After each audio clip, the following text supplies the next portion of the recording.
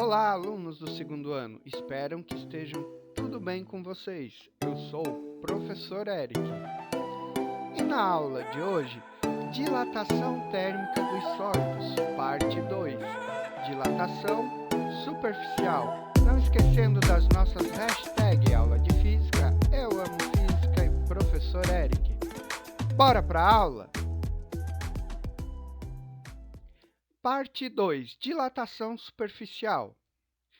Quando sofrem um aumento de temperatura, aumentam em duas dimensões, nos corpos de formato retangular ou circular, como chapas, peças cerâmicas, discos, etc.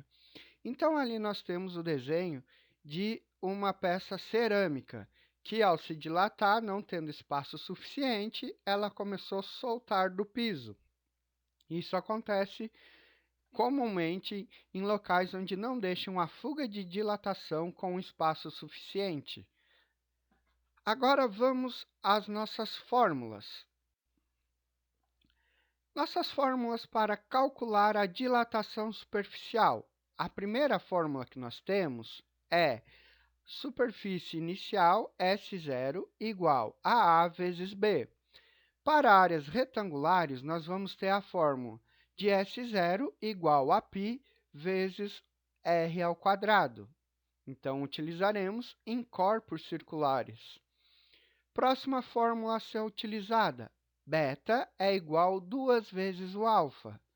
Nossa terceira fórmula é ΔS igual a S0 vezes beta vezes ΔT.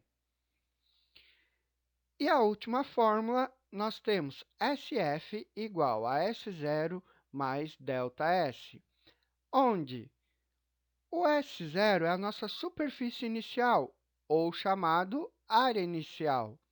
Nós temos também o beta, o nosso coeficiente de dilatação superficial. O ΔS é a nossa variação de área, então variação de área ou variação de superfície.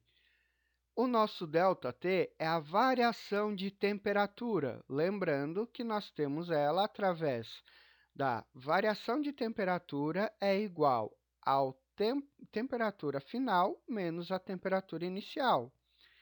Então, o SF é a nossa área final, nossa superfície final. E lembrando que o nosso T0 é a temperatura inicial e o TF é a nossa temperatura final. Então, esses são os dados que a gente precisa para calcular a dilatação superficial. Então, vamos ver na prática. Então, nós temos o nosso exemplo. Um quadrado com os lados medindo 100 centímetros sofreu uma variação de 10 graus Celsius em sua temperatura. Calcule a área final do quadrado, sendo que seu coeficiente de dilatação linear é de 11 na base 10 na menos 6 graus Celsius na menos 1. Então, vamos retirar os dados do nosso problema. Então, primeira informação que a gente precisa, a nossa superfície inicial, a nossa área inicial, mas eu não tenho ela. Próxima informação que eu preciso é o beta, o coeficiente de dilatação superficial. Eu não tenho, eu só tenho dilatação linear. A nossa variação de temperatura, eu vou precisar saber da variação de temperatura, mas isso o nosso problema nos fornece. Nós temos ali, sofreu uma variação de 10 graus Celsius, então nossa variação de temperatura é 10 graus Celsius. O nosso alfa é o nosso coeficiente de dilatação linear. Isso nós temos a informação que é 11 na base 10 na menos 6. Então, essa informação nós temos. E a nossa variação de área, a nossa variação de superfície, isso nós também não temos. A nossa área final é o que o problema está nos pedindo, calcular a área final do quadrado, ou seja, eu não tenho também essas informações. Então, o problema me forneceu dois dados para mim poder calcular. Então, vamos às nossas fórmulas para chegar ao resultado. Primeira fórmula que eu vou utilizar vai ser a fórmula da superfície inicial. aonde eu tenho a informação que o quadrado ele tem os lados medindo 10 centímetros. Então, eu tenho que a nossa superfície inicial é igual a A vezes B. Então, superfície inicial é igual a 10 vezes 10. Agora, eu já vou ter a resposta, que a minha superfície inicial é 100 centímetros quadrados. Então, a gente conseguiu ter o primeiro valor. Nossa superfície inicial é 100 centímetros quadrados. Vamos, então, para o nosso segundo cálculo. O nosso segundo cálculo, nós vamos utilizar achar o valor de beta. Então, eu sei que beta é igual 2 vezes o alfa, e eu tenho o valor de alfa.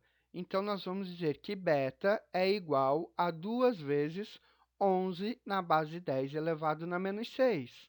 Então, nós temos que beta é igual a 22 na base 10 na menos 6 graus centígrados na menos 1.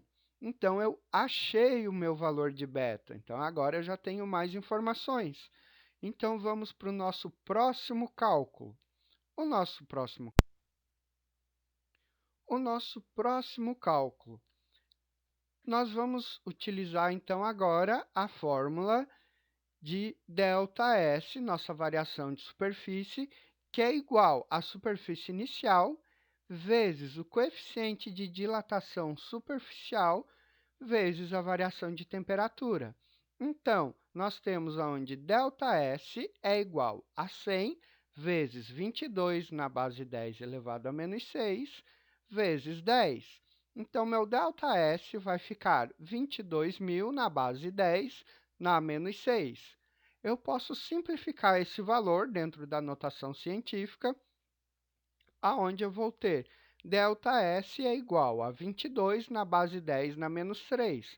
Para quem não lembra dessas regrinhas de simplificação e conversão de notação para números normais ou números para notação científica, nós temos a nossa aula de notação científica. Vamos deixar o card no vídeo para quem tiver dúvida assistir novamente às aulas de notação. Voltando à nossa fórmula, nós podemos dizer que o ΔS é igual a 0,022 centímetros. Então, nós achamos o nosso valor de variação superficial, onde ficou ΔS igual a 0,022 centímetros quadrados. Agora, vamos para o nosso cálculo final, onde nós vamos calcular o tamanho final da nossa superfície. Utilizando a fórmula da superfície final é igual à superfície inicial mais a variação da nossa superfície. Então, nós temos que a superfície final é igual a 100 mais 0,022. Então, podemos dizer que a nossa superfície final ficou com 100,022 centímetros quadrados. Então, essa é a nossa área final do quadrado. Ela ficou com 100,022 centímetros quadrados. Essa é a resposta do nosso problema.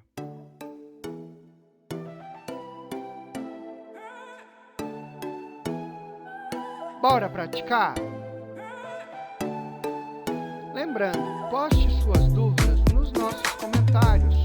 Não esqueça de preencher o quiz que está na descrição do vídeo. Faça as atividades que estão postadas na plataforma. E não esqueça de deixar o seu nome, a sua turma e a sua escola de origem. Bons estudos e uma ótima semana!